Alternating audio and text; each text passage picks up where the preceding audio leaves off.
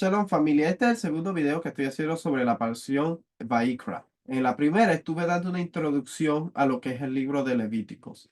En esta porción vamos a estar estudiando lo que son los mandamientos. Y es importante, como dije en el primer video, que nosotros nos familiaricemos con los mandamientos de nuestro rey, porque es en ellos donde nosotros vamos a conocer cuál es su voluntad. Acuérdense que en el antiguo Medio Oriente las naciones y las deidades no revelaban su voluntad al pueblo. Dios nos ha revelado su voluntad a nosotros para que nosotros sepamos qué debemos hacer y qué es lo que agrada a Dios. Cómo es que nosotros nos debemos comportar, cómo nosotros debemos tratar a nuestro vecino, a nuestro hermano, cómo nosotros debemos tratar al extranjero, a la persona, cómo nosotros debemos acercarnos al espacio sagrado de Dios, al espacio santo. El libro de Levíticos es una invitación de Dios. Lo vemos en el capítulo 1 del libro de Levíticos. Vamos a ir al capítulo 1 de Levíticos aquí rapidito. Levíticos, Levíticos capítulo 1. El libro de Levíticos es una invitación para que el pueblo se pueda acercar a Dios. Dice, cuando alguno de vosotros traiga una ofrenda al Señor. Sabemos que el capítulo 40, el libro de Éxodo, nadie puede entrar a lo que es el tabernáculo.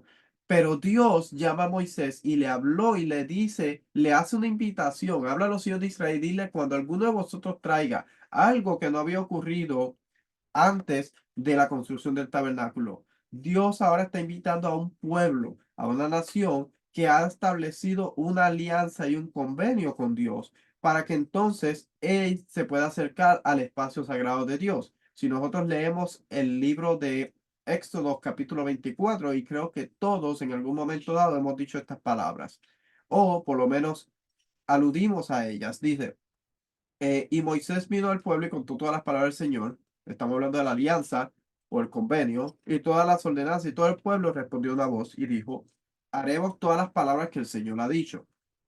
Entonces, creo que todos en algún momento dado hemos hecho un pacto con Dios y hemos expresado nuestro deseo de hacer todo lo que Dios ha establecido en su Torah. Entonces, para nosotros saber y entender lo que Dios quiere que hagamos, tenemos que estudiar lo que son los mandamientos. Recuerde que en el antiguo Medio Oriente las deidades no revelaban lo que el deseo o su voluntad. Dios le ha revelado a su pueblo su corazón, el deseo para su pueblo, lo que él quiere que el pueblo haga y lo que ofende a él y lo que contamina el espacio sagrado. Entonces, es por eso que nosotros estudiamos los mandamientos y mientras más estudiamos, más cerca nos vamos a acercar de la voluntad de Dios y su deseo.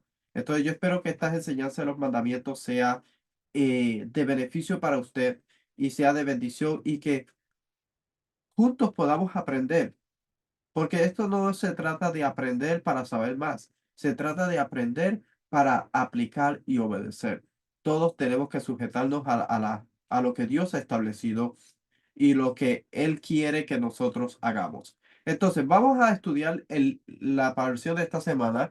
El libro de Baikra o Levíticos contiene 247 mandamientos. Si usted está usando el libro de el Tarian mismo, que es el que estamos utilizando acá, le enseño el libro acá. Este libro contiene los mandamientos y algo interesante de este libro, que si nosotros vamos aquí, vamos a ir aquí al principio, vamos a ver, estaría mismo. Si nosotros vamos aquí al principio de este libro, usted va a encontrar, a ver, va a encontrar que este libro tiene unos códigos aquí en letras. Por ejemplo, dice solo hombres, solo mujeres, solo sacerdotes Kohanim, el sumo sacerdote y el rey, y etcétera, etcétera. Y por ahí le sigue diciendo, por ejemplo, el B y el D se aplica al Bedín solamente, el B y el H es para el Beit Hamikdash. Entonces, esto lo vamos a encontrar en todo este libro. Si nosotros usamos este libro, que es el que yo estoy usando y el que recomendamos para estudiar los mandamientos, aquí arriba le dice ¿A quién se aplica? Por ejemplo, este se aplica a los hombres, el Cohen, y se aplica en el Bet Hamikdash. Entonces, se aplica para el hombre joven en el Bet Hamikdash. No se aplica para una persona fuera del Bet Hamikdash. No se aplica para una persona normal, porque si se aplicara para una persona normal, diría acá israelita. Vamos a ver. Aquí, ¿dónde está? Ok. Por ejemplo, aquí dice solo israelitas, solo levitas. La K es solo sacerdotes Kohanim. Entonces, si nosotros vemos el mandamiento, por ejemplo, este que estamos viendo, vamos acá, dice para los hombres, Kohanim, en el Bet HaMikdash. Entonces, ahí nosotros podemos ir viendo más o menos la jurisdicción de los mandamientos, a quién se aplica. Importante, porque si nosotros sabemos a quién se aplica cada mandamiento, yo creo que se nos va a hacer más fácil entender los mandamientos. No estoy diciendo que no lo debemos estudiar, sí debemos estudiarlo, pero este, por ejemplo, se aplica al Kohanim. Nosotros no podemos hacer esto. Es una prohibición para Israel. Por ejemplo, el primer mandamiento. Voy a empezar estudiando aquí. Baikra 1:3. Y dice, si su ofrenda es un holocausto, basado en Baikra 1:3, dice, si su ofrenda es un holocausto del ganado, ofrecerá un macho sin defecto, lo ofrecerá en la entrada de la tienda de reunión para que sea aceptado delante del Señor. Y dice, es un mandamiento, es un mandamiento procesar el holocausto de acuerdo con su ley. Esa es la esencia. ¿Cuáles son las leyes de un holocausto o una ofrenda que se lleva como holocausto? ¿Cuáles son las leyes de las ofrendas que se llevaban al templo? Es importante entender eso. Entonces, por eso tenemos este libro, Abodah Korbanos. Este libro nos enseña el proceso de las ofrendas en el templo. También tenemos la Mishnah. La Mishnah nos detalla en el tratado de Midot y Tamid, nos, nos detalla de cómo nosotros tenemos que llevar las ofrendas cuando se el proceso de cómo se hacía la matanza ritual, cómo se recogía la sangre, cómo se llevaba, a dónde se ponía la sangre y todo lo que se hacía con el animal, las piezas, cómo las dividían, quién la llevaba a la rampa, cómo la llevaban a donde tenían que llevarla en el altar. Todo eso nos lo explica la Mishnah y este libro que les estuve enseñando hace un momento. Entonces, nosotros tenemos que estudiar las leyes si nosotros queremos aprender sobre lo que es lo que se sigue en el templo. Por ejemplo, dice aquí, algunas leyes relativas al holocausto son, el animal debe ser sacrificado ritualmente o ofrecido ritualmente al lado norte del altar exterior. La matanza puede ser realizada por personas que no sean cojanín. Sin embargo, el comenzar con la recepción de la sangre y los siguientes pasos del mandamiento, la mitzvah, eran deberes exclusivos de los Kohanim. Un Kohen rociará sangre 2 veces en el altar exterior, despellaría al animal, cortarlo en miembros enteros, quitar el tendón de la vena del muslo y finalmente quemar todas las piezas encima del altar. Entonces, si usted está viendo aquí, ese es un proceso. Es un proceso que se hace para, eh, es un proceso que se hace. ¿Cuál es el proceso? ¿Dónde encontramos la ley del proceso? Porque si nosotros estudiamos el libro de Levítico, hay cosas que nos dicen, pero hay cosas que no nos dicen. Si nosotros vamos al libro de el capítulo 25 del libro de Éxodo, dice el capítulo 25 del Éxodo, nosotros vemos que Dios le dijo a, a Moisés que le hiciera un santuario para que él habite entre ellos. Dice, conforme a todo lo que te voy a mostrar, y conforme al diseño del tabernáculo y al diseño de todo su mobiliario, así lo haréis. Y este versículo es un versículo que usted me va a escuchar mucho diciendo, porque Dios le dio el tafnit. La palabra que aparece aquí es tafnit, diseño. Si nosotros vamos al libro de Crónicas, vamos a ver que Dios le dio a Salomón también perdón, a David le dio el diseño también de cómo debía ser el templo. Y incluía todo, no solamente el mobiliario y el diseño de la construcción, sino también las ofrendas y cómo se hacían las ofrendas, a qué hora, a qué tiempo. todo eso lo incluía dentro de ese tafnit o ese plano, cómo funcionaba todo. Entonces, es importante porque hay hay unas leyes concernientes a lo que es el estudio de lo que es el templo y las ofrendas. Importante, porque si nosotros entendemos cómo se hacía, cuándo se hacen, por qué se hacen, vamos a entender muchas cosas. Por ejemplo, la luna nueva tiene que ver tiene que ver con el espacio sagrado, porque hay ofrendas que se llevaban. Entonces, hoy día no se puede hacer ciertas cosas porque era regulado por la ofrenda y por lo que era el templo y los kohanim. Entonces dice, el mandamiento es un mandamiento procesal, una ofrenda de acuerdo a su ley. ¿Cuál es la ley de las ofrendas? Ok, primero, como dijimos anteriormente, un corbán significa acercarse. Cuando una persona quiera acercarse, una persona que ha roto una relación con Dios, esa persona quiere volver a acercarse a Dios, quiere volver a establecer esa alianza que rompió al transgredir uno de los mandamientos. Nosotros habíamos estudiado en el video anterior que la transgresión de un mandamiento pro- eh, provoca impureza moral dentro del altar o en el altar. Entonces, un pecado, ya sea involuntario, sea un pecado de rebeldía, como por ejemplo, como el que hizo Adán, o un pecado moral, contamina el altar, aleja a la persona de Dios. Y para esa persona volver a acercarse y restablecer la alianza, tiene que llevar un corbán. El corbán es lo que acerca a esa persona, ese animalito, ese corbán, acerca a la persona de nuevo a Dios y restablece la relación entre Dios y la humanidad, entre lo que es el humano y el espacio sagrado. Entonces, los corbanes se dividían en distintas categorías. Por ejemplo, existían unos que eran voluntarios, entre ellos está el Olá, el Minjá y el Shelamí, y existen otros de categoría obligatorios, por ejemplo, el Hatat, o por pecado, o por Asham, o por culpa. Eso todos los vamos a estar leyendo en esta porción de esta semana. Las personas tenían que llevar, de acuerdo a su transgresión de acuerdo a su transgresión o su pecado, tenía que llevar una de las ofrendas que estipula el libro de Levíticos. Entonces, las ofrendas que son descalificadas, ¿qué ofrendas eran aceptadas en el templo y qué no? Por ejemplo, primero, una ofrenda que haya sido sacrificada de noche no se aceptaba, porque de noche no se podía hacer ningún tipo de ofrenda dentro del templo. ¿Por qué no se podían hacer ofrendas dentro del templo? Porque los paganos hacían ritos al inframundo, ritos de adivinación, rituales a los muertos y todas esas cosas tenían que ver con lo que es la noche.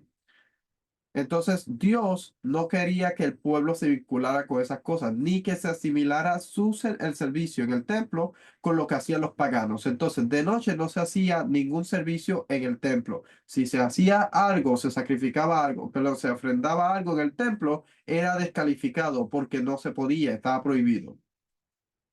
Según, segundo, uno cuya sangre haya sido derramada. Si la sangre ha sido derramada, era descalificado. Tercero, uno cuya sangre haya sido sacada fuera de los velos del templo frente a la regla de la Mishnah. O sea que si una persona sacaba la sangre fuera del templo, era descalificada. Interesante, porque hoy día hay personas que están haciendo sacrificios y no los hacen en el templo primeramente. Y segundo, la sangre no está dentro de lo que son los velos del templo. Entonces esos sacrificios que están haciendo hoy día no tienen nada que ver con la Torá, están transgrediendo los mandamientos de la Torá y están haciendo algo que no corresponde a ellos, porque hay unas personas que pueden manipular la sangre. Cuarto, el que ha sido sacrificado por el sacerdote oficiante después de haber formado la intención de arrojar la sangre fuera de su debido tiempo o fuera de su debido lugar. O sea que si el sacerdote ofrece un animal con una intención, no puede cambiar la intención original. y tiene que hacerlo de acuerdo a la intención que se hace. Por eso es que cuando hace la ofrenda, él tiene que tener la intención de con qué propósito está haciendo esa ofrenda. Importante. Eh, Dice, el que se ha vuelto impuro. Si un Kohanim era impuro, no podía hacer el servicio, ni podía acercarse al espacio sagrado. Uno cuya sangre ha sido recibida por sacerdotes no aptos. O sea, importante, un sacerdote no apto no podía recibir sangre, tenía que estar apto. ¿Qué descalificaba a un Kohanim? Hemos estudiado lo que era, lo que invalidaba o lo que hacía a un Kohen no apto para servir. Sabemos que la misma Torah establece cuáles eran los requisitos. Tenía que estar físicamente de una forma completa, no podía tener defectos físicamente, tenía que ser una persona pura y varias reglas habían que tenía que haber, que habían para que esa persona fuera apta, ese Cohen fuera apto. Si el Cohen no era apto por alguna razón, no podía hacer el servicio en el templo, no podía hacer, bueno, el servicio de lo que era el animal, porque podía hacer otras cosas dentro del templo, pero hacer una ofrenda, recibir la sangre y trabajar en la zara no podía. Uno cuya sangre ha sido derramada de tal manera que no, que lo que se suponía que debía ser arrojado por encima de la línea roja alrededor del altar ha sido arrojada por debajo, y lo que se supone que iba a ser arrojado por debajo de la línea roja alrededor del altar ha sido arrojada por encima. Y la sangre de la que se suponía que iba a ser arrojada dentro, que fue arrojada fuera. Y otra, la sangre de la que se suponía que iba a ser arrojada fuera, que fue arrojada dentro. ¿De qué está hablando? Vamos a ir acá a la aplicación del templo, una herramienta muy útil para poder entender algunas cosas. Que si usted no tiene, le recomiendo que la consiga porque es de mucho beneficio. Dice acá, vamos a ir acá, estamos en el atrio de las mujeres. Vamos a ir aquí, cruzar la puerta de Nicanor.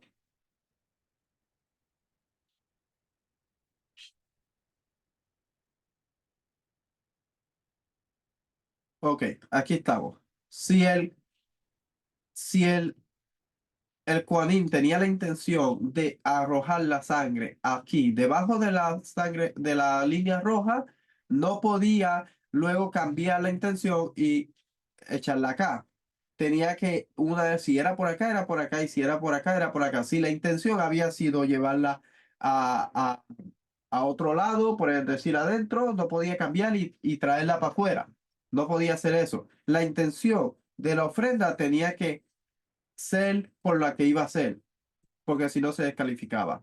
Dice, la Pascua y la ofrenda por el pecado que el sacerdote eficiente ha sacrificado no es para esos propósitos designado en absoluto. O sea, tenía que tener la intención. Esto lo estoy leyendo del Babylonian Talmud. Dice, ¿cuáles son esas cosas cuya invalidez no tuvo lugar en el santuario o en el templo? El animal que ha tenido relaciones sexuales con un humano era descalificada. El animal con el que un humano tuvo relaciones sexuales no era aceptable. El que aparta para el culto idolátrico, un animal que había sido apartado para idolatría, no podía entrar en el templo. El que en realidad es adorado. El alquiler de una ramera, el precio de un perro, el animal cruzado, el animal que resultó ser terefa o cualquier alimento, producto alimenticio o utensilio que de acuerdo con las leyes dietéticas o de kashrut no esté ritualmente limpio o preparado de acuerdo con las leyes. O sea, una cosa que no fuera aceptable, no fuera kosher, no podía entrar al templo. El que sale por el costado y los animales manchados no eran aceptables dentro del templo. El servicio en el templo empezaba con la limpieza de lo que eran las cenizas, pero el servicio de la muerte, la matanza ritual, es la primera parte de la ofrenda. Era hecha en un lugar específico, por ejemplo, si estamos hablando del el tamid, que es el servicio de la mañana, se hacía en lugares específicos. Vamos a hablar un poquito sobre lo que es el tamid, porque aquí en Levíticos 1:11 dice, eh, voy a leer Levíticos 1:11. Dice, degollará al lado norte del altar delante del Señor, y los sacerdotes, hijos de Aarón, rociarán la sangre sobre el altar por todos lados. Entonces, eh, Levítico 1:5, sangre por todos lados sobre el altar que está en la entrada de la tienda de reunión.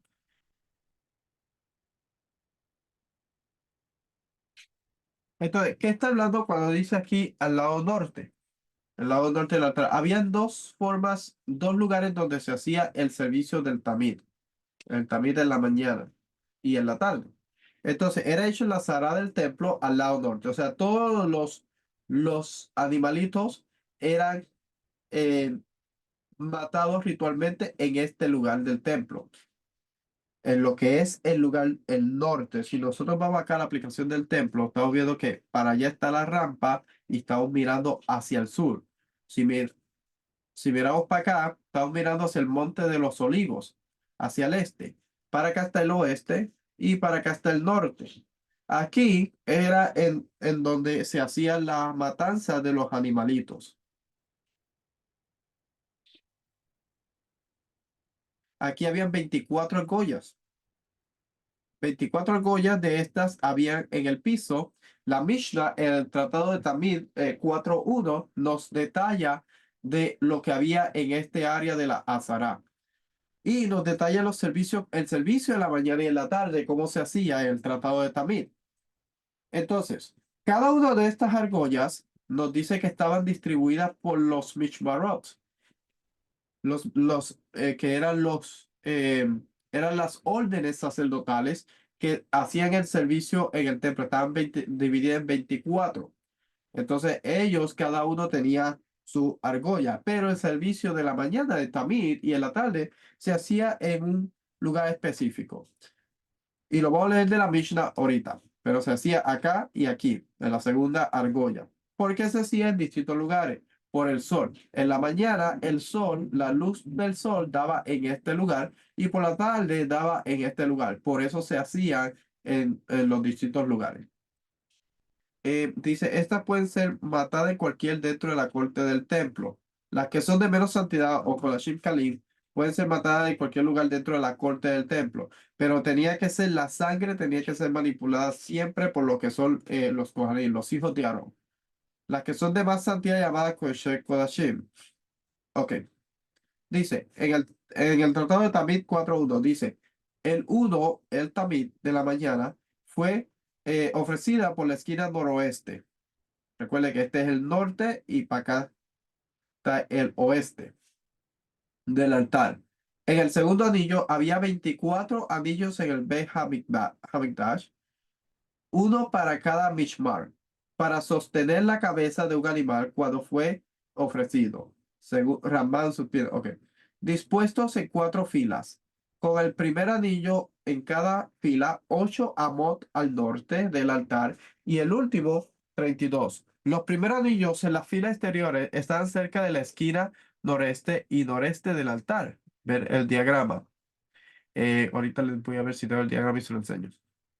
Otros ofrendas se llevaron a cabo en el anillo del Mishmar de servicio esa semana, pero el tamid de la mañana siempre se llevó a cabo en el segundo anillo de la fila occidental, acá, a dos en el diagrama, y en el tamid de la tarde, entre las tardes. Es decir, desde media hora después del mediodía hasta la puesta del sol fue ofrecido por la esquina noreste en el segundo anillo de la fila oriental. Dedo en el diagrama, tratado también 4.1. Vamos a ver si tengo aquí el diagrama. No, no lo tengo, se me olvidó, pero vamos a ver si se lo puedo conseguir. Deme un momento y yo le consigo el diagrama aquí para que pueda ver.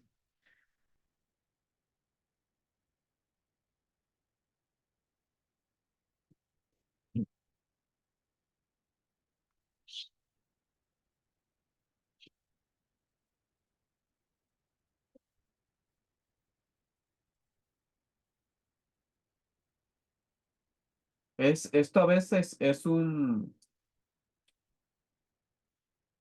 toma un poquito de tiempo conseguir la información porque hay que buscar en varios lugares la información. Tipo, ah,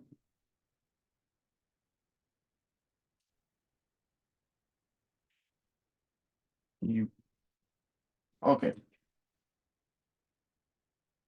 aquí estamos viendo el diagrama. Recuerda que estaba diciendo, vamos para acá, estaba diciendo acá que era en la mañana era en el A2. Si nosotros vemos el diagrama aquí, aquí está el A y aquí está el número 2.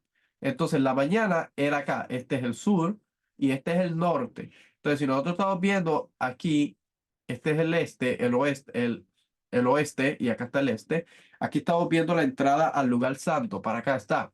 Entonces, el A2, aquí está este acá. Y si vemos acá dice que el de la tarde fue ofrecido por la esquina noreste en el segundo anillo de la fila oriental. D2 en el diagrama. Entonces, si nosotros vemos el diagrama, estamos viendo aquí el D y aquí estamos viendo el 2. Aquí se hacía se ofrecía el tamid de la tarde. Entonces, existía el Olá, que era un vacuno en Baikra 1 al 9. Era o bovino y caprino en Minecraft 1:10 al 13 y de aves, Minecraft 1:14 al 19. El minja podía ser de aceite e incienso horneado a la parrilla. Estamos hablando del minja, son las ofrendas farináceas. A la plancha eh, y primeros frutos, Minecraft 2, 14 y 16. Y los chelamín, que tenían que ver con el vacuno, bovino o caprino. Y aquí están las referencias en dónde va a estar. Y yo ahorita, después cuando termine este estudio, voy a poner esto en nuestra página, en mamarragel.org, y usted puede ir allá y encontrar toda esta información y estudiarla, la información de dónde estamos sacando. Acá estos son los tipos de ofrendas que se traían. Habían ofrendas para cada cosa. Entonces, es importante que nosotros estudiemos para qué eran las ofrendas.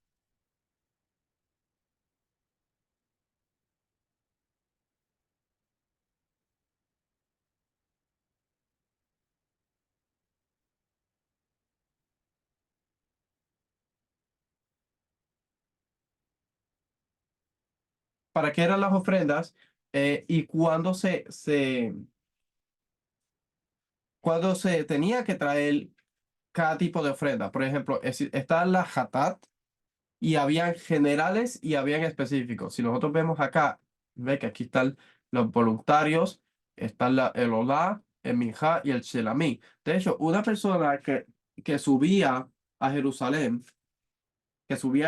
tenía que llevar dos ofrendas.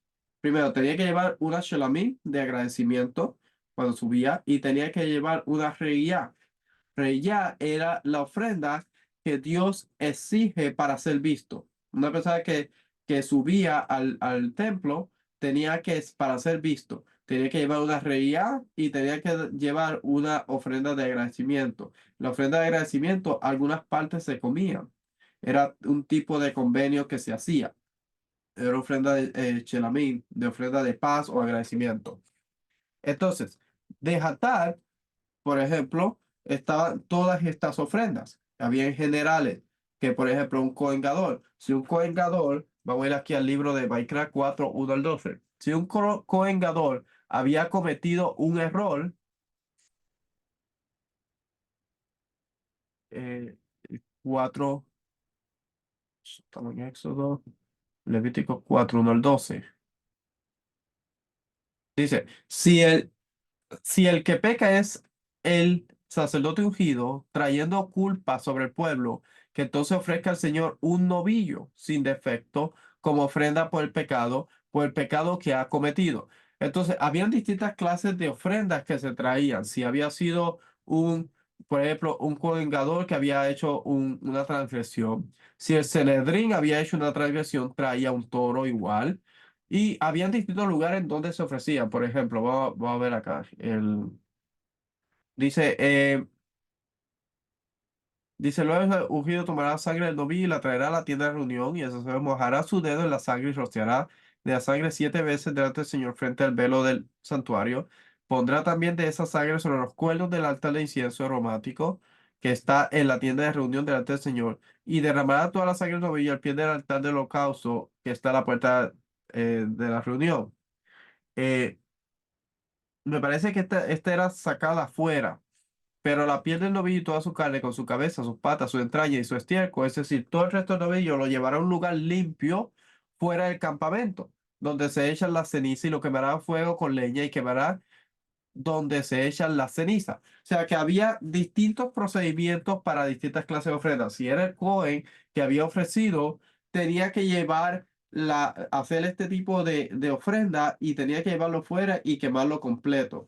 Si era la nación que había cometido un error, el Sanedrín, si había sido un error por un error del Sanedrín que había dictaminado un mandamiento, había interpretado un mandamiento de una forma errónea, o había llevado el pueblo a errar de alguna forma, tenía que ofrecer un toro, de acuerdo al libro de Levítico 4:13 al 21.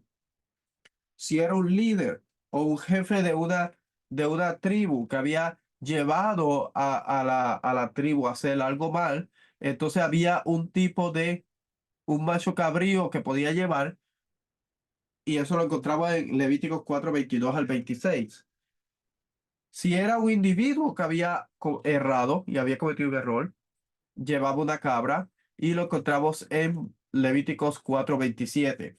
Es mucha información, familia. O sea, no podemos estudiar como que en este video todos los mandamientos y estudiar cada una de las ofrendas detalladas. Es mucha información que hay que estudiar y validar y seguir estudiando y seguir validando. Entonces, tal vez más tarde se pueda hacer un estudio sobre estas ofrendas, pero también usted tiene que hacer su tarea y buscar la información, porque son muchas las ofrendas que se llevaban y no todo se puede cubrir en un solo video. Dice, por ejemplo, específicos. Un rico podía llevar un cordera o una cabra, Baikra 5:6. Un pobre asistía tipos de ofrendas de una persona pobre por pecado.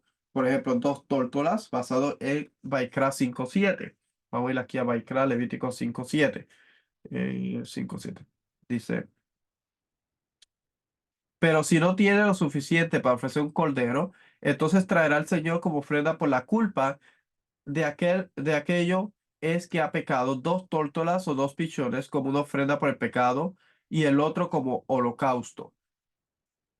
O si la persona no tenía lo suficiente, por ejemplo, para 2 tórtolas o 2 pichones, entonces como ofrenda por el pecado que ha cometido, traerá la 10ª parte de un efa de flor de harina. Como ofrenda por el pecado, no pondrá aceite ni incienso en ella, pues es ofrenda por pecado. Entonces, habían distintos tipos de ofrenda. Una persona pobre o una persona muy pobre podía llevar una décima de efa de harina y sin ponerle aceite ni incienso, porque era una ofrenda de pecado. Existían ofrendas por culpa. Por ejemplo, alguien que había hecho, a ver, 5, vamos, Levíticos 5:15, Levíticos 5:15, dice, si alguno comete una falta y peca inadvertidamente en las cosas sagradas del Señor, traerá su ofrenda por la culpa al Señor, un carnero sin defecto del rebaño, conforme a tu valuación en ciclos de plata, según el ciclo del santuario, como ofrenda por la culpa. Hará restitución por aquello en lo que ha pecado en las cosas sagradas, y añadirá a ello la 5ª parte y se lo dará al sacerdote, y el sacerdote hará expiación por él, por el carnero de la ofrenda por la culpa, y le será perdonado. O sea que había habían distintos tipos de ofrendas por si una persona pecaba en contra de algo del Mishkan o el santuario, y si alguien pecó sin saber si había pecado, tenía una ofrenda, un caldero que podía traer. O si una persona había robado o había jurado dar algo o había perdido algo y era culpable de eso, tenía que traer, hacer restitución y traer un caldero, y encontramos las leyes sobre eso en el libro de Baikra 6, 1 al 7. La sangre debía ser recibida por un Cohen. Se traían ganado, oveja, macho cabrío, tórtola y paloma. Eran los animales, los 5 animales que se traían al templo. También existían lo que eran las ofrendas que se hacían, bueno, las ofrendas que se hacían en el templo, ya hablamos sobre eso, individual, las comunitarias, eh, ya hablamos sobre esto un poco, giga y cosas así. Ok, había distintas ofrendas que se traían. Dice, cada vez que la Torah usa expresiones una oveja macho, una oveja hembra, oveja, la intención es un animal en su primer año de vida. Un caldero o calderos implica a los machos en su segundo año de vida. Cuando se llama caldero animal, cuando pasan los 31 días de su segundo año de vida. En el 30º día, sin embargo, no es aceptable ni como oveja ni como carnero. En esta etapa se le llama pilgas, término para no aceptable. Cada vez que se usa la expresión ternero, la intención es un animal en su primer año de vida. El término toro implica que el animal está en su segundo año de vida. El término un niño de cabra implica que está en su primer año. Una cabra que está en su segundo año. A lo largo del segundo año se le llama cabra. Todas las ofrendas comunales son masculinas. Todas las ofrendas comunales de pecado provienen de cabras o de ganado. Ninguna es traída por oveja. Todas las ofrendas quemadas comunales son de ovejas o ganado. No hay ofrendas quemadas traídas de cabras. Ok. Todas las ofrendas de pecado que traen los individuos son femeninas. Pueden ser comidas por los sacerdotes y no provienen del ganado excepto tres. La ofrenda del pecado de un nazi, que es una cabra y se come. La ofrenda del pecado del sacerdote ungido, que es un toro que se quema, se llama el toro que viene debido a la violación de cualquier mandamiento. El toro traído por el sumo sacerdote en Yom Kippur es una ofrenda de pecado que se quema. Y eso está basado eh, en el mandamiento.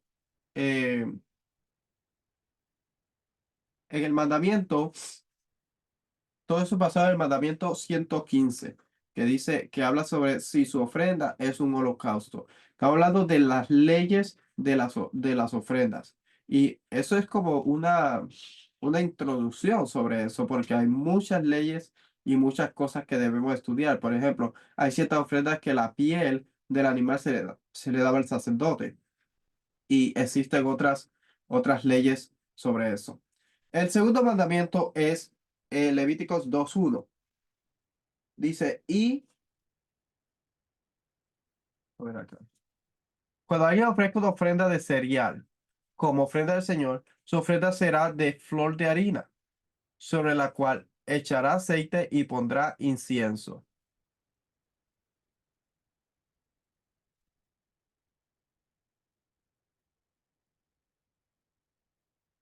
Estas leyes o esencia.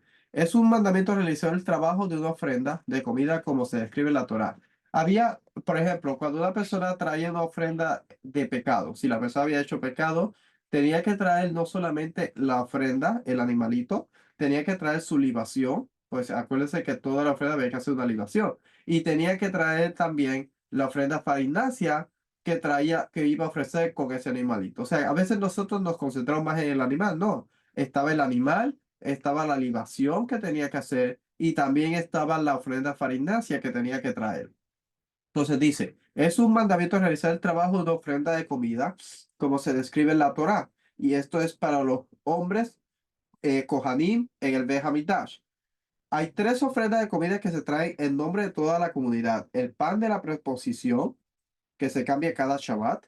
El Omer, que se trae después de la noche de Pesach. Y las dos hogazas de pan en Shavuot, que de por cierto, estas dos hogazas tenían levadura, contenían levadura. Y se traían y se presentaban, pero no se ponían en el altar, porque hay una prohibición que vamos a ver más adelante, creo que en esta misma porción está, que no se podía poner levadura en el altar. Entonces, estas dos holgazas de pan de Shavuot eran presentadas y mecidas, pero no eran puestas en el altar. Solamente las ofrendas que no tenían levadura eran puestas en el altar. Dice, hay 9 ofrendas de comida traídas por un individuo. Algunas de las ofrendas eran de harina de trigo fina, mientras que otras eran de cebada. Algunas fueron comidas por los Kohanim, excepto el puñado que se quemó en el altar, y algunos fueron quemados por completo. Todas las ofrendas de harina eran de matzah, excepto una que era hametz, los dos pan traídos a Shavuot de grano nuevo. El procedimiento de la ofrenda de comida de un individuo era el siguiente. Uno traía harina fina a su casa y un recipiente y la llevaba al Cohen. El Cohen recogía una porción de harina con sus 3 dedos medios y cepillaba cualquier resto de harina con el pulgar y el meñique. Este comets, como se le llamaba, era la parte de la ofrenda de comida que se quemaba en el altar.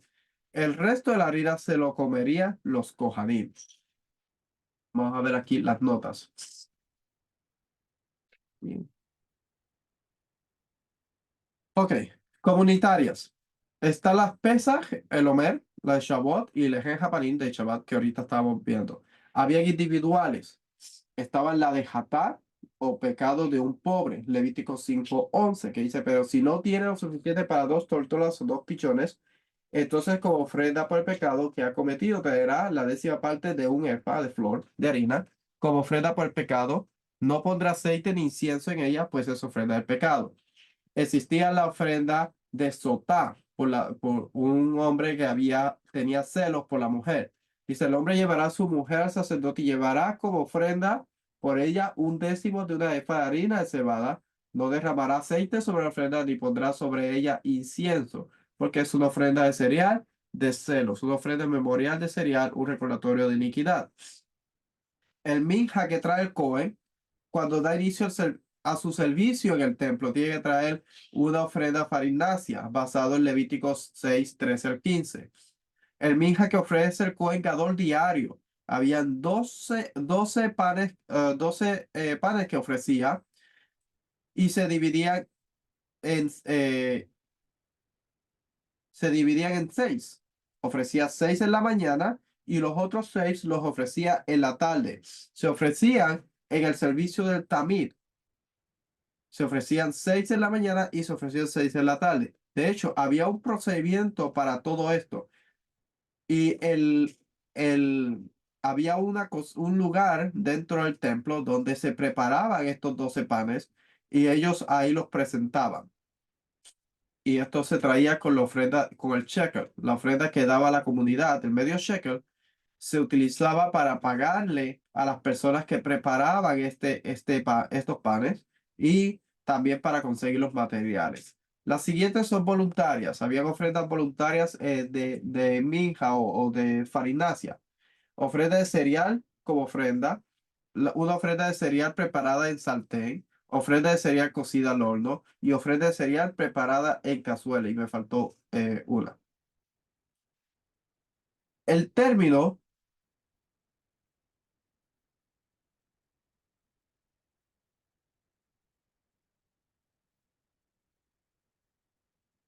El término utilizado más tarde para ofrenda de grano significaba originalmente regalo.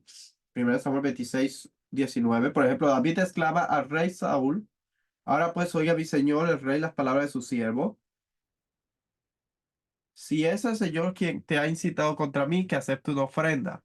Minja. El rango léxico del término es regalo o tributo impuesto.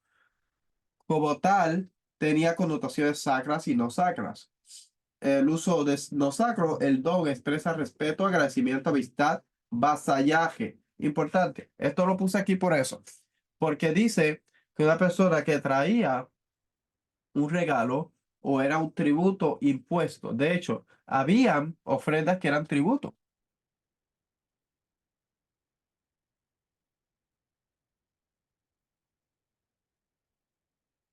Por ejemplo, una persona que había sido protegida por Dios o había sido llevada a un viaje y había vuelto con bien, esa persona podía llevar un tributo al templo, se podía imponer un tributo y llevarlo al templo. Y eso lo que representaba era una amistad o un vasallaje, una alianza, una dependencia de Dios. Como que era una renovación del convenio, de esa alianza que se tenía con Dios, que la persona dependía totalmente de la bondad de Dios, de su provisión.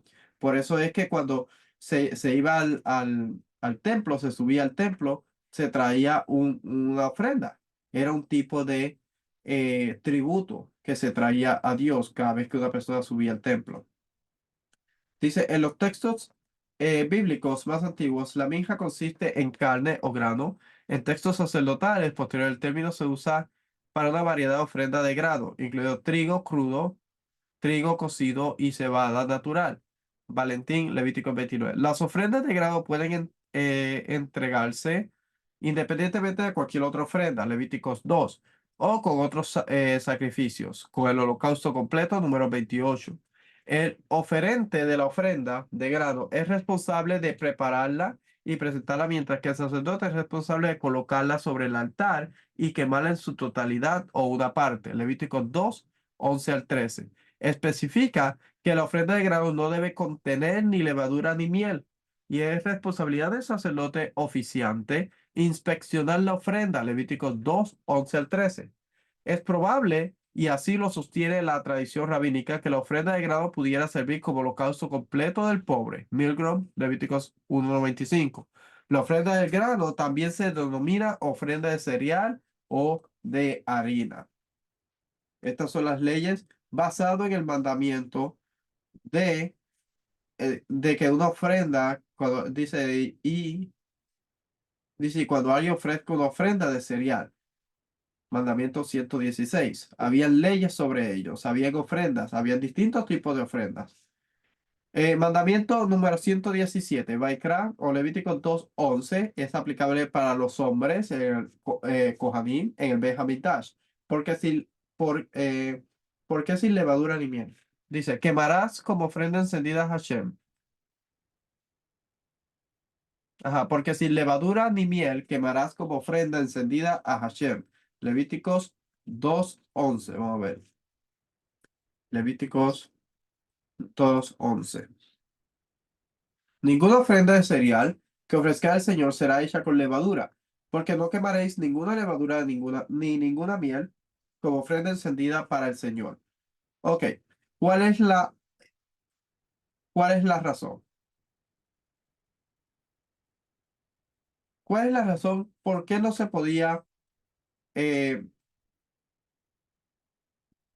por qué no se podía llevar una ofrenda leudada al templo? Esa es la pregunta. Tiene que haber alguna razón. Voy a ver, estarían mis bots. Aquí se me perdió el libro. Dice, no debes quemar levadura ni miel. El Levítico 2:11. Aparentemente la razón para excluir la levadura del altar era que la levadura implicaba una especie de descomposición por fermentación que se asociaba con la mortalidad, impureza, y por tanto debía separarse del contacto íntimo con la esfera de santidad y vida de Dios. O sea que la levadura tiene que ver o se asocia con lo que es la mortalidad y la impureza. Recuerde que tiene que ver con la impureza y la mortalidad, y debía separarse del contacto íntimo con la esfera de santidad y vida de Dios. Entonces, si nosotros usamos la metodología, vamos a ver acá la metodología. eh, bueno, si vamos acá, vamos a ver aquí, Levíticos,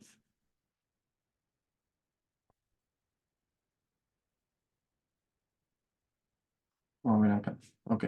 Si vemos aquí la metodología que estamos viendo, la levadura cae en lo que era impureza y muerte, porque es algo que tenía que ver con, como está diciendo acá, con la... eh, notes.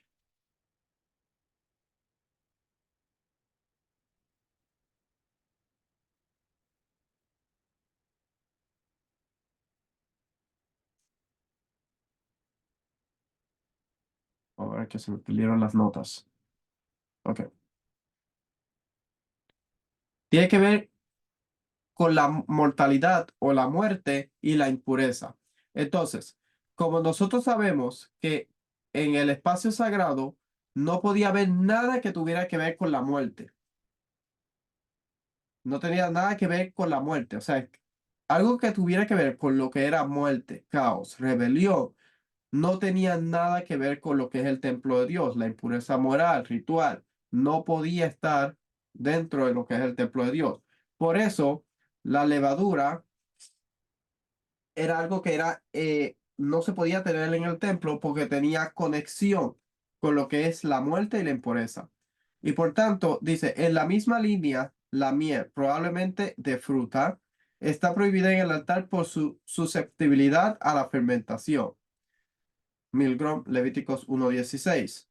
En Egipto, ahora vamos a estudiar un poco culturalmente. ¿Para qué se usaba la miel? ¿Cómo lo usaban? En Egipto, más concretamente en el Bajo Egipto, la miel desempeñaba un papel importante en los rituales reales que vinculan el poder, la salud y la fertilidad de dioses y faraones. Por el contrario, entre los hititas, la miel, aunque participaba en importantes rituales, específicamente aquellos destinados a endulzar a los dioses y hacerlos aparecer entre los dioses o los hombres, es solo un ingrediente entre muchos. En Grecia parece haber una diferencia entre la época micénica, cuando hasta donde a escasas evidencia nos permite ver, la miel no estaba restringida a tipos particulares de dioses y los periodos arcaico y clásico cuando se limitaba en gran medida a ritos de una especie de dios tipo anormal. Ritos que invocaban épocas pasadas y ritos relacionados con el inframundo y los muertos. O sea que la miel estaba vinculada con ritos que tenían que ver con el inframundo y los muertos. En Egipto, la abeja estaba relacionada con la fertilidad, o sea, también tenía que ver con ritos de fertilidad. Y en los rituales y cultos de la fertilidad y de las deidades itifálicas, donde la miel desempeña un papel importante, y por extensión en los ritos relacionados con la vida futura. Los siguientes ejemplos provienen de Egipto, lemaico, pero no tienen nada de griego. Por ejemplo, la estatua de Min, el dios de la fertilidad y la potencia masculina, estaba cubierta de miel y en su templo había apicultores y cazadores de miel. En escenas del templo de Edfu, Ptolomeo y Filopator ofrece miel al dios, su padre, y los textos que lo acompañan enfatizan la belleza del dios y la forma en que las diosas se regocijan en su falo, del que el mismo también se jacta. Entonces, estamos viendo la conexión en el antiguo Medio Oriente, lo que se pensaba, la conexión entre lo que era la miel y lo que era la adoración al inframundo, los sacrificios a lo que era el inframundo y a otras deidades paganas y la fertilidad. Dice, Ramsés IV dio grandes cantidades de miel al dios Hapi, uno de los cuatro hijos de Horus, que se encuentra exclusiva y ubicuamente en contextos mortuorios. Sus cabezas forman las tapas de vacías canópicas y mediaban el movimiento de los muertos hacia la otra vida. O sea que estamos viendo de nuevo rituales de inframundo. La diosa Nef, una diosa primordial, padre de padres, madre de madres, tenía un templo en Sais que se llamaba Casa de la Abeja. Ella también participaba en rituales funerarios y como una diosa del tejido daba mortajas a los muertos. En el mito ella custodiaba el ataúd de Osiris junto con Isis y otras deidades. Las palabras recuerdan el uso de la miel en el líquido de embalsamiento y la apertura de la boca del muerto. La unción del dios con miel lo revive simbólicamente cuando el sol vuelve a salir en el horizonte. Y avivamiento recuerda a los de Min y Horus discutidos anteriormente. La miel también puede proteger activamente contra fuerzas malévolas de la muerte, como un hechizo mágico para proteger a un niño. Y aquí están todas las referencias de todo eso. Acá, esas son todas las referencias que hay sobre la miel y su contexto en el antiguo Medio Oriente, cómo se utilizaba la miel. Recuerden que la miel tenía conexión con el inframundo y Dios no tiene conexión con el inframundo. Por eso eh, Dios prohíbe que la miel se use en el altar, porque Dios no quiere ninguna conexión que se vincule con lo que es el inframundo. Eh,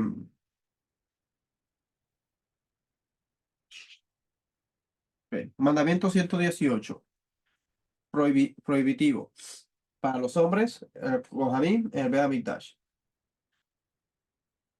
Y no dejaré que la sal del pacto de tu Dios faltara en tus ofrendas. Esencia, los cuales tienen prohibido ofrecer sacrificios de animales y ofrendas de comida sin salarlos.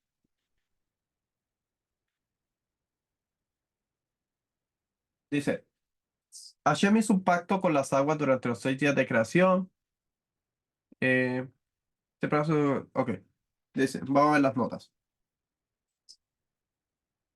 No sé por qué sale por acá, pero anyway, porque aquí salió. Notas. La sal y el pacto. En el antiguo Medio Oriente la sal se utilizaba para hacer pactos. La sal simbolizaba algo duradero. Recuerden que la sal no pierde el atributo de sazonar. Dice, la sal llegó a simbolizar un acuerdo duradero debido a su uso con los sacrificios. Levítico 2:13, Ezequiel 43:24.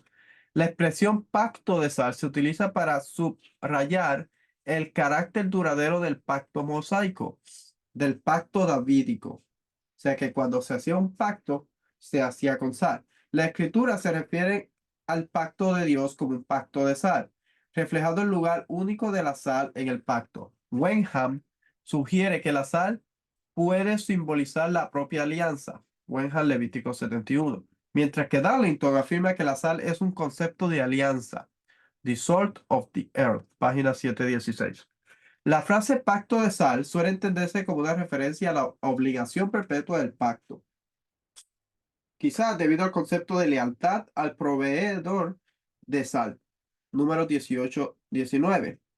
La sal de la alianza es necesaria para la vida. Comparece el Tratado Soferim 15:8. También es un signo de estabilidad. Comparece Edras 6:30. No lo tengo en español ahí. Carta de Jeremías. Primera de Edras 6:30. A ver si lo consigo en español. ¿Qué dice Jeremías?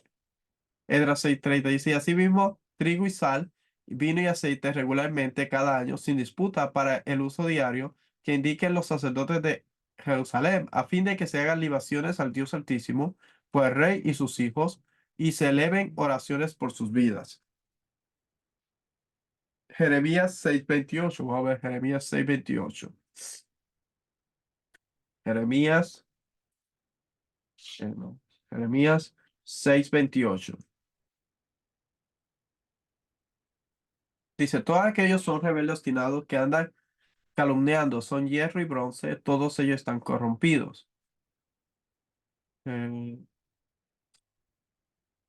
no sé por qué está ese ahí. Creo que me he confundido de texto. Ok.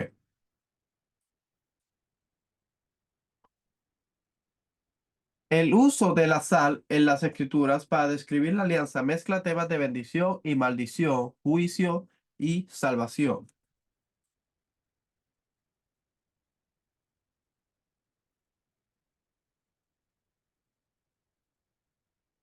De hecho, la sal en el antiguo Medio Oriente se utilizaba para castigar una nación que se había rebelado. Echaban sal sobre la tierra para que la tierra no pudiera producir. Entonces dañaba la tierra. Dice, el pacto de sal traslada el pacto divino, la noción de hospitalidad asociada a la comunión en la mesa, con su consiguiente compromiso de lealtad y solicitud.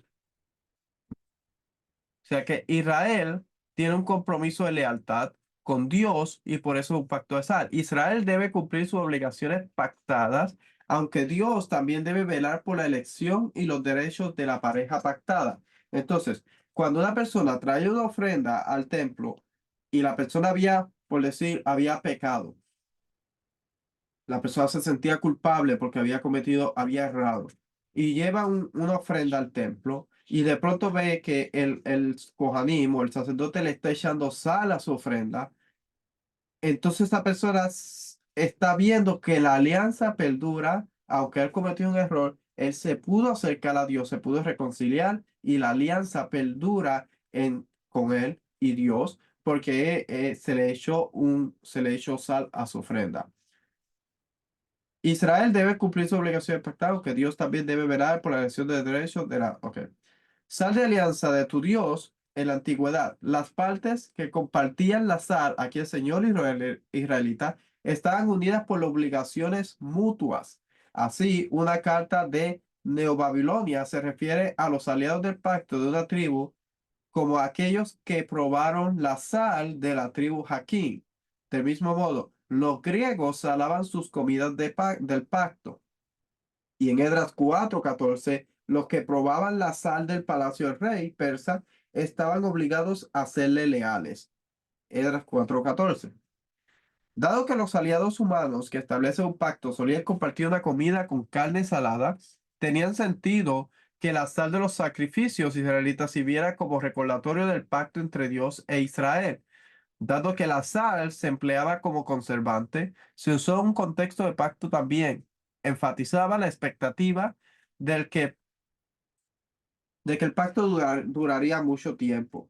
Un significado atribuido a la sal en colecciones del pacto babilónicos, persas, árabes y griegos, dado que la sal inhibe la acción leudante de la levadura, que representa la rebelión. La sal también podía representar aquello que impedía la rebelión. O sea que la sal inhibe la acción leudante de la levadura, que representaba la rebelión. La sal también podía representar aquello que impedía la rebelión.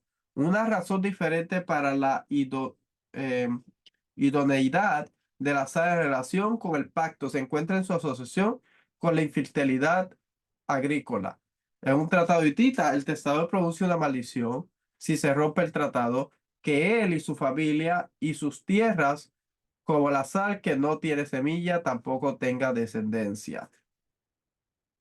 Mandamiento número 118. Todas las ofrendas debían ser saladas. Y este mandamiento 119 tiene que ver con lo mismo. Con todas tus ofrendas ofreceré sal. O sea, uno es prohibitivo que no iba a dejar, no dejaría de ponerle sal a las ofrendas y el otro es performativo que tiene que poner sal a todas las ofrendas. Dice, es un mandamiento agregar sal a la carne de una ofrenda animal y a la harina de una ofrenda de comida. Todo lo que se traía al altar contenía sal, excepto madera, sangre y libaciones de vino. Y bueno, si alguien traía una ofrenda sin sal, la ofrenda sería aceptable, excepto la ofrenda de comida. Eh, Mandamiento 120. Y si toda la congregación de Israel pecara por ignorancia y la cosa fuera encubierta a los ojos de la congregación, este mandamiento se aplica para el Beit Hamidash y el Sanedrín. Si el Sanedrín dictaminaba, violaba un mandamiento o mandaba al pueblo a violar el mandamiento de alguna forma, eh, porque ellos se habían equivocado en algo, ellos debían llevar una ofrenda. Entonces, eso se va a volver a aplicar cuando se vuelva a construir el nuevo templo, se vuelva a restituir los servicios en el templo. Si un Cohen, perdón, si el Sanedrín, el gran Sanedrín de Israel en el templo, dice que se debe hacer algo, o por ejemplo, si el Sanedrín último que había sido establecido dictaminó algo y en eso ellos erraron, ellos van a volver a traer una ofrenda, esta ofrenda que tenía que ser un toro, tenía que traerlo. Como dice aquí, si el gran Sanedrín eh, erró y gobernó contrariamente a la halajá sobre los pecados graves punibles con Corés, muerte prematura. Después de la congregación, o su mayor parte actuó en su palabra, ellos, la congregación, deben traer una ofrenda. Está hablando del gran Sanedrín porque ellos representan la congregación. Se deben cumplir varias condiciones para obligar al Sanedrín para traer una ofrenda en lugar de aquellos que actuaron en su palabra. Debe ser un Sanedrín de 71 juez. El director de la academia debe estar presente en el momento del fallo. Todos los jueces deben estar en condiciones de dictar fallo en las leyes religiosas. La mayoría de ellos se equivocó en el asunto. El Sanedrín debe gobernar explícitamente diciendo a la gente, si le permite hacer esto o esto, toda o la mayoría de la congregación actúa en su palabra, creyendo que el Sanedrín gobernó correctamente, pero no, que aquellos que actuaron sabían que el Sanedrín se había equivocado y seguido no obstante.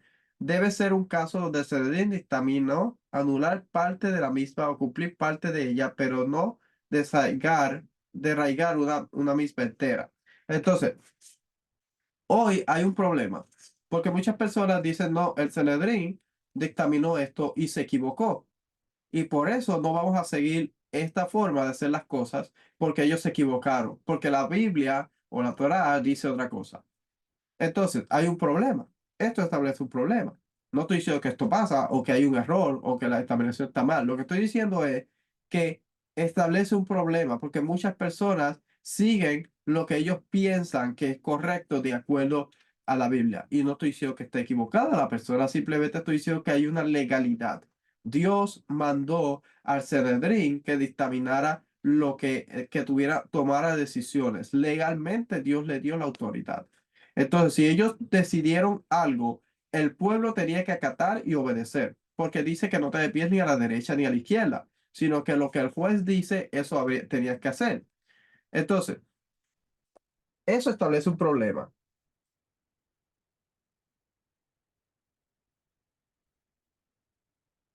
Establecía un problema dentro del pueblo.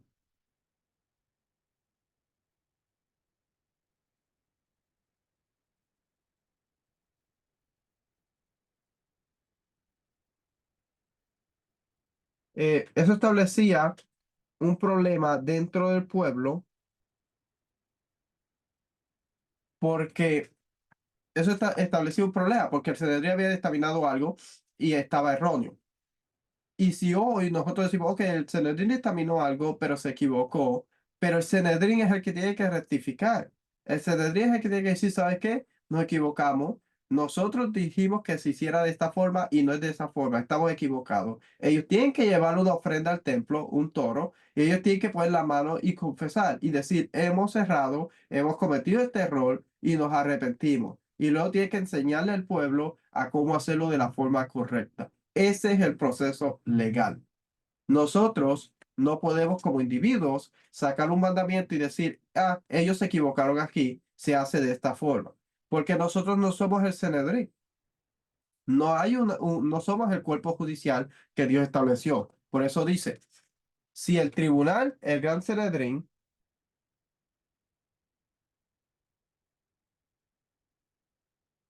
si el Sanedrín, Tribunal Supremo, erró y gobernó contrariamente a la halajá, sobre los pecados graves punibles con Corés, después de lo cual la congregación en su mayor parte actuó en su palabra. Ellos, la congregación, deben traer una ofrenda, o sea, ellos, los que representan la congregación. Eh,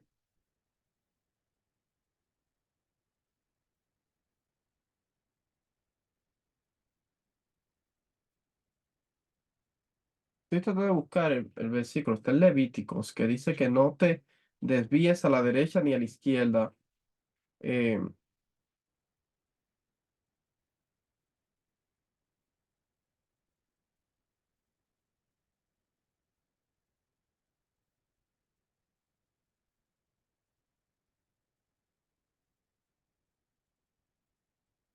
Vamos a ver, está aquí.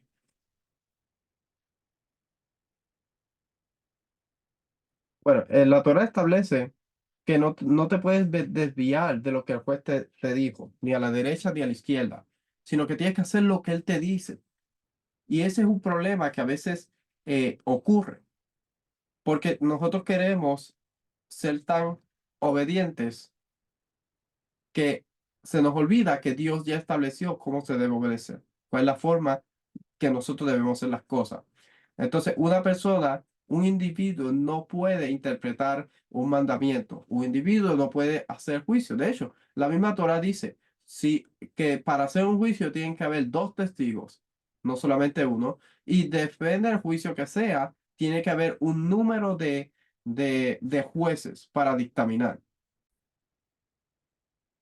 Entonces, ellos tiene que ser dos o tres, y tiene que ser unos jueces que estén aptos para eso. Vamos a ir aquí al libro de Levítico 17, 17, 11, y dice lo siguiente. Dice, porque la vida, ok, ok, perdón, Deuteronomio 11. A ver, Deuteronomio 11, 17, 11. Dice, ok, si un caso es demasiado difícil para que pueda juzgar, como entre una clase de homicidio y otra, entre una clase de pleito y otra, o entre una clase de asalto y otra, siendo casos de litigio en tus puertas, te levantarás y subirás al lugar que el Señor tu Dios escoja. Entonces, ¿cuál es el lugar que Dios ha escogido?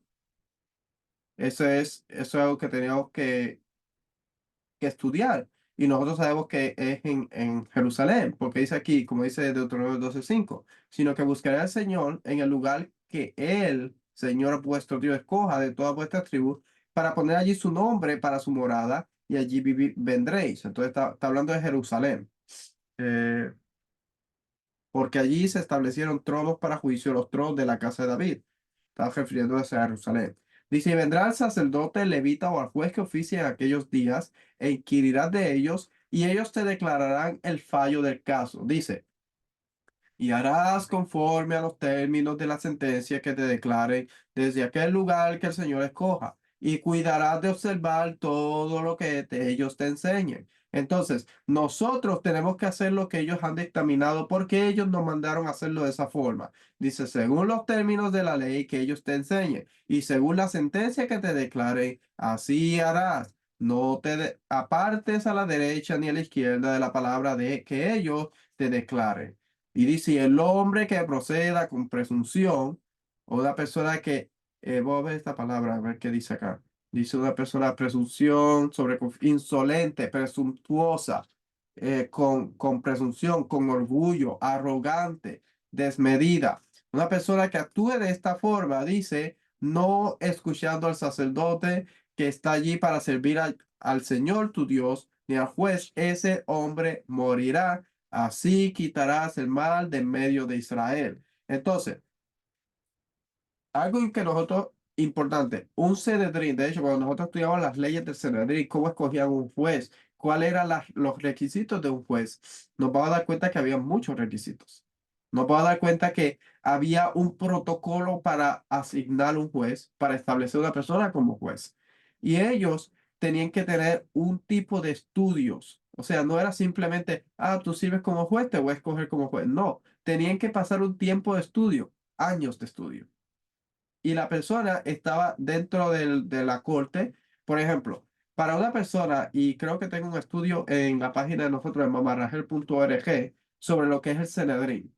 El Sanedrín, primero la persona servía un Sanedrín de 3, después servía un Sanedrín de 23, y después servía el gran Sanedrín si se le daba la oportunidad. Pero la persona primero estaba sentada. La persona estaba sentada por determinado tiempo, por determinados años, hasta que moría una persona o faltaba un juez para dictaminar una sentencia. Si, por ejemplo, si una persona era un juez y estaba sentado en la corte de Jerusalén, donde se tomaba juicio en el Bet Aftinat, esa persona, esa persona estaba sentada en el lugar donde se hacían los juicios, y la persona no podía tomar o ¿cómo se llama? No podía participar cuando se determinaba la sentencia de un juicio o el fallo de un juicio, sino que la persona escuchaba. Si de pronto moría un juez, entonces el próximo con más años de estudio pasaba a ser el juez. Se llamaba para que se pudiera establecer como juez. Y así sucesivamente. Tal vez una persona estaba sentada en el tribunal y nunca dio un fallo, nunca participó en fallos. Entonces, era un proceso de estudio. Entonces, lo que estoy tratando de decir es que ellos estudiaban la ley, estudiaban la Torá. No era fácil ellos decir, ok, esto vamos a hacerlo así porque querían hacerlo así, porque querían errar. Ese no era el propósito. El propósito de ellos era guardar la ley de lo mejor, de la mejor manera posible. Y por eso estudiaban la ley, la Torá, cómo se guardaba, por qué se guardaba, cuál eran todo lo estudiaban ellos. Y cuando hacían un fallo y se equivocaban, era porque realmente se habían equivocado. No era porque habían querido equivocarse. Entonces, por eso es que hoy día lo que se estableció es ley. Y de acuerdo al libro de Deuteronomio que leímos acá, una persona no puede desviarse a la derecha ni a la izquierda. No puede escoger su propia forma de hacer las cosas una vez el juez le ha dicho cómo debe hacerla. Entonces, si el Sanedrín ha establecido algunas leyes, nosotros nos corresponde seguirlas. Si se equivocaron o no se equivocaron, cuando se vuelven a establecer el Sanedrín, ellos van a llevar una ofrenda si ellos se han equivocado y van a decir, nos hemos equivocado y le van a enseñar al pueblo dónde se equivocaron y cómo se debe hacer de la forma correcta. Entonces, ese es el mandamiento sobre el Sanedrín, que tiene que llevarle una ofrenda si ha errado por ignorancia. Eh, Mandamiento 121 habla de una persona, si una persona peca, también tiene que hacer lo mismo, tiene que llevar una ofrenda, solamente que las ofrendas son distintas. Dice, y si alguno del pueblo, el que peca inadvertidamente haciendo cualquiera de las cosas que el Señor ha mandado que no se haga, y se hace así culpable. Dice, cualquiera que inadvertidamente transgrede cualquiera de los pecados más graves castigados por Corés, si comete intencionalmente, está obligado a traer una ofrenda por el pecado, siempre que haya violado una misma prohibitiva que implique alguna acción física. Y ya las leyes, pues te puede bastarle buscar sobre las leyes poquito más. Dice, y él es un testigo, ya sea que lo haya visto o conocido. Es un mandamiento testificar ante un Beidín sobre todo lo que sabemos. Mandamiento 121. Una persona que vio algo está comprometida con el Beidín o el cuerpo judicial a dar testimonio. ¿Por qué es tan importante dar testimonio? Porque si de pronto está juzgando a una persona en un caso que tiene que ver con vida o muerte, y una persona vio y no quiso testificar, esa persona es responsable porque vio y no testificó. Esa es la importancia de una persona que testifique. Dice, en los casos civiles que involucran dinero, bienes o posesiones, no sé que se requiere que un testigo testifique, a menos que sea citado por el Bedín para comparecer al tribunal. Sin embargo, en casos de pena capital u otras provisiones de la Torá, alguien que sea un testigo calificado debe presentarse ante el Bedín por su propia cuenta. Mandamiento importante. Eh, ok, mandamiento 120. Este es para los hombres. Mandamiento 123, mandamiento performativo para el Beit Hamikdash. Dice, traerá su ofrenda por la culpa a Hashem, por el pecado que ha cometido, y si no puede, eh, traer un cordero. Es una misma traer una ofrenda de mayor o menor valor por ciertos pecados en particular. Recuerda que le había enseñado hace un rato que había la grafiquita de los pecados que se trae, perdón, eh, ¿cómo se llama? De las distintas ofrendas que se traían. Vamos a ver si está por aquí. Acá, acá. Ok. De los distintos pecados que había. Entonces, está hablando de que una persona que cometió un pecado por culpa tiene que traer un, pe- un,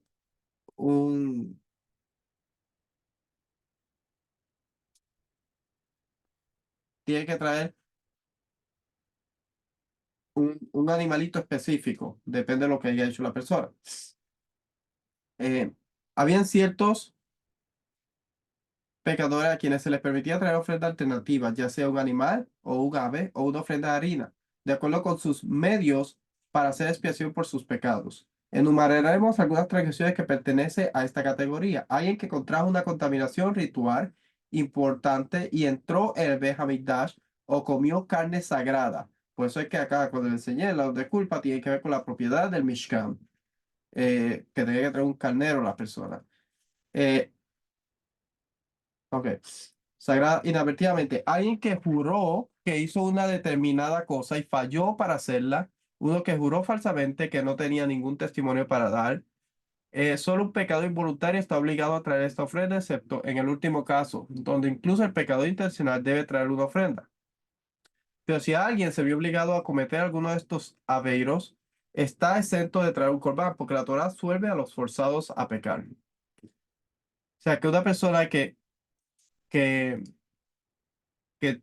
tiene culpa trae una ofrenda por la Cham, si erró contra algo que pertenece al Mishkan o algo sagrado, o que sin saber pecó, si no sabe si pecó o no, puede traer un carnero, o una persona que robó tiene que hacer restitución y traer un carnero. Ok, ese era el mandamiento 123. Mandamiento 124 para el Behamikdash. Y él le cortará la cabeza contra su nuca, pero no le dividirá. Está hablando de las aves. Está prohibido separar la cabeza de un pájaro traído como ofrenda por el pecado y las aves. Hay una forma específica cómo se hacía la ofrenda de las aves. Entonces, hay un librito. A ver. Había una forma cómo se hacía, cómo el Cohen cortaba el ave de una forma. Tenía que cortarla de una forma específica y no podía quitarle toda la cabeza. La cabeza se quedaba conectada todavía al cuerpo. A ver si. eh, a ver si consigo aquí la forma como se hacía, si consigo la gráfica. Pero había una forma que no podía quitarle toda la parte. Ok, vamos a ver acá. Estoy usando este libro que está muy bueno, Corban Hola. Tengo varios de ellos. Y aquí le explica más o menos, está en inglés, y explica más o menos cómo se le hacía al ave. Entonces, ahí se ve. El Cohen lo cortaba de tal forma con la uña que le cortaba la parte de arriba, pero no podía separar la cabeza completa. La cabeza se quedaba pegada al, al cuerpo. Entonces, aquí vamos a ver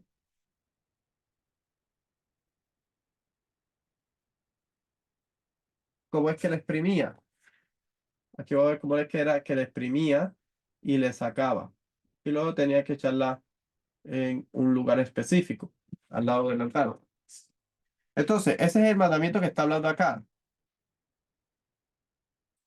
Dice, y le cortará la cabeza contra su nuca, pero no lo dividirá completamente. Está prohibido separar la cabeza de un pájaro traído como ofrenda por el pecado de las aves. El procedimiento apropiado para sacrificar ritualmente una ofrenda por el pecado de aves de corral es la siguiente. El cohen clava su uña en la nuca, hueso del cuello, contra el hueso de la uña hasta llegar a la tráquea, el esófago, y corta al menos la mayor parte de uno de ellos, sino de ambos. El cohen debe tener cuidado de no separar completamente la cabeza del cuerpo. Esta prohibición se aplica solo a una ofrenda por el pecado de aves de corral, porque en el caso de un holocausto, de aves de corral, el Cohen puede separar completamente la cabeza del ave. O sea que solamente es para un sacrificio, una ofrenda por pecado. Por ejemplo, el libro este habla de Olá.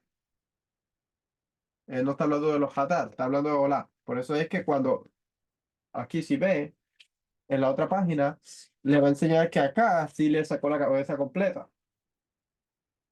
Porque es una, es una ofrenda Olá. Pero si era un pecado, no podía sacarle la cabeza completa, si era por pecado. Tenía que dejar la cabeza, eh, tenía que dejarle la cabeza. A ver si tengo el otro libro que tiene que ver con, bueno, acá está. No, como la... Anyway, no podía separar la cabeza completa. Ese es el mandamiento. Ok, mandamiento 125, Levítico 5:11. Dice, no le pondrá aceite. Vamos a ver, Levíticos 5:11. Vamos a ver aquí, Levíticos 5:11. Dice, pero si no tiene los suficientes pagos por todas sus dos pichones, entonces, como ofrenda por el pecado que ha cometido, traerá la 10ª parte de efa de flor de harina, como ofrenda por el pecado. No pondrá aceite ni incienso en ella, pues es ofrenda de pecado. Sea, a la ofrenda de pecado no se le podía poner aceite ni incienso. Un cohen tiene prohibido poner aceite de oliva en la ofrenda de harina de un pecador involuntario. En las otras ofrendas sí, pero la de pecado estaba prohibido ponerle aceite. Todas las demás ofrendas de comida que se ofrecían al altar requerían aceite e incienso. Perspectiva, dado que esta ofrenda de comida se representa como expiación por el pecado, no es apropiado que esté adornada con aceite e incienso, lo que sugiere altivez más que el espíritu de humildad que la ofrenda de comida tiene la intención de infundir en el pecador. Es para los Kohanim también, en el Beit HaMikdash. Mandamiento 126. Prohibitivo para los hombres, Kohanim, el Beit HaMikdash. Y no le pondrá incienso, tiene que ver con lo mismo. Se prohíbe a un Cohen poner incienso en la ofrenda de comida de un pecador involuntario. Mandamiento 127. Si alguien comete una infracción de la santidad y peca involuntariamente los objetos sagrados de Hashem, entonces traerá una ofrenda por la culpa y deberá pagar y añadir una quinta parte. Si una persona que, es lo que le estaba enseñando acá, si una persona robó o tomó algo que es algo santo, tiene que hacer restitución de un carnero y tiene que, la restitución es una quinta parte. Una quinta parte. Si alguien usó involuntariamente objetos pertenecientes al Beit HaMikdash para su beneficio personal o comió comida sagrada sin darse cuenta, por todo lo que usó para su beneficio, comió, debe pagarlo con la adición de una quinta parte de su valor y debe expiar su pecado trayendo una ofrenda por la culpa. Recuerda que las ofrendas, lo que se podía comer era solamente para los Kohanim. Eh, Mandamiento 128. Y si alguno peca y no sabe, sin embargo, es culpable y él llevará su iniquidad. O sea, si una persona peca sin saber y no sabe, aún así tiene que llevar una ofrenda. Dice, es una misma traer una ofrenda por la culpa si uno tiene dudas sobre si ha cometido un pecado, por el cual cuando se actúa deliberadamente es castigo por correcto o muerte o cortado. Y si se hace de manera involuntaria, está obligado a traer una ofrenda por el pecado. O sea que si una persona tiene una duda, pequé, no pequé, hice algo mal, debe llevar una ofrenda, porque de no hacerlo, y si sí había pecado, entonces la persona es responsable. Ok. Mandamiento 129. Y traerá su ofrenda por culpa a Hashem. Es un mandamiento traer una ofrenda por la culpa de certeza si uno comete uno de los siguientes 5 pecados. Por robos, si alguien debía dinero, ya sea un préstamo, un robo o un objeto guardado en custodia y juró falsamente que no debía, debe presentar una ofrenda por la culpa como expiación. Mal uso de objetos sagrados. Ver mandamiento 127. Y por violar a una sirvienta prometida. No, un nazareo que se convirtió en tamé ritualmente, contaminado a través de contacto con un cadáver. El que se recupera de la lepra debe traer una ofrenda por la culpa a los 8 días de haber sido declarado curado. Los casos primero y tercero y cuarto traen ofrendas de culpa por pecados tanto deliberados como involuntarios. El segundo caso se presenta solo por un pecado involuntario. Y con respecto al último caso, los términos deliberado y no intencional no se aplican. Mandamiento 130, el último. Levítico 5:23. Y devolverá el objeto que tomó por robo. Quien roba a una segunda persona está obligado a devolver el objeto real intacto. No debe tomarlo para sí mismo y darle a la víctima su valor monetario. Dice, si el objeto incautado se alteró mientras estaba en el dominio del ladrón, en la medida en que no pueda revertirse a su estado original, entonces se requiere reembolsar su valor monetario. No devolver lo que se ha robado es un avería. Además de la avería del robo en sí, si la víctima muere, el ladrón debe devolver el objeto a sus herederos. Y esos son los mandamientos de esta semana. Si usted se da cuenta, muchos de ellos tienen que ver con el templo. Vamos a ver. Tiene que ver 1, 2, 3, 4, 5, 6, 7, 7,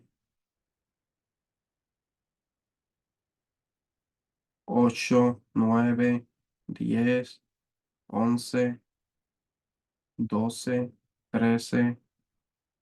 13 de los mandamientos que están en esta porción tienen que ver con el templo. Recuerde que hay 16, 13, 13 de estos mandamientos, hay 16 y uno de ellos tiene que ver con un testigo que realmente es el Behabitaj. Puede ser el templo o puede ser perdón, el Beit Din. Puede ser el templo, puede ser fuera. Así que, eh, pero 13 tienen que ver directamente con el templo, con el Beit HaMikdash. Son muchos mandamientos. Entonces, creo que es una gran importancia estudiarlos. Bueno, familia, espero que este video haya sido de edificación, que hayamos aprendido un poco más de algunos de estos mandamientos de esta semana, porque créame que el buscar información y hacer estos estudios a mí me enseña. Yo aprendo muchísimo de estos mandamientos y yo creo que de eso se trata, de edificarnos el uno al otro y estudiar y validar. Recuerde que no porque recuerde que todo lo que yo estoy diciendo aquí, usted tiene que ir y validarlo. No crea lo que le estoy diciendo, sino que valide la información. Busque el libro. Por ejemplo, este libro está, mi maestro Rico y el pastor Suarte lo tradujeron al español para que pueda ser accesible a las personas que hablan español. Entonces, busquen la información, estúdielo y valide la información. No simplemente porque le estoy diciendo algo, vamos a seguir eso. No, vamos a validar y a ser responsable el uno por el otro. Y si usted, pues, le gusta este tipo de estudios, vaya y visite nuestra página mamarragel.org y ahí va a haber otros estudios y también tenemos un grupo donde usted se puede añadir y estudiar con nosotros los mandamientos y otras cosas. Gracias por su apoyo y shalom.